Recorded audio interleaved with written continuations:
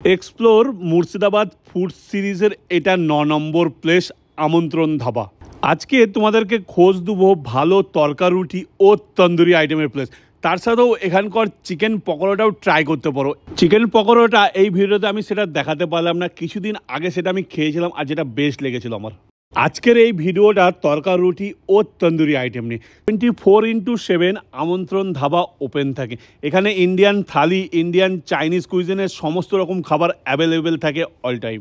Sitting capacity ও parking area বেশ ভালো আছে এখানে। আর এখানে এসি সিটিং ক্যাপাসিটি আছে, তার জন্য এক্সট্রা 12% পে করতে হবে টোটাল বিলের উপর। এখানে তন্দুর সেকশন থেকে ফার্স্টে অর্ডার করেছিলাম 1 প্লেট চিকেন রেশমি কাবাব, যার দাম পড়েছিল 160 টাকায় 4 পিস। কাবাবের প্রেজেন্টেশনটা বেশ ভালো লেগেছে আমার, আর কাবাবের সাইজগুলো বেশ ভালোই ছিল। আর প্রত্যেকটা কাবাব যেরকম সফট সেরকমই জুসি খেতে লেগেছে।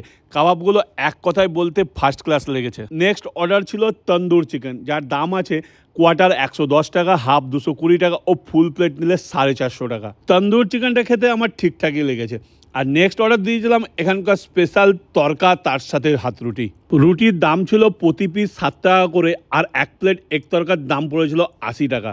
বহরমপুরের লোকাল দোকানের তরকা রুটি খেয়ে খেয়ে একঘেয়েমি হয়ে থাকলে এই আমন্ত্রণ ধাবাতে গিয়ে একবার তরকা রুটি ট্রাই করতে পারো। তার সাথে এখানকার চিকেন পকোড়াটা মাস্ট ট্রাই, আশা করি বেশ ভালো লাগবে।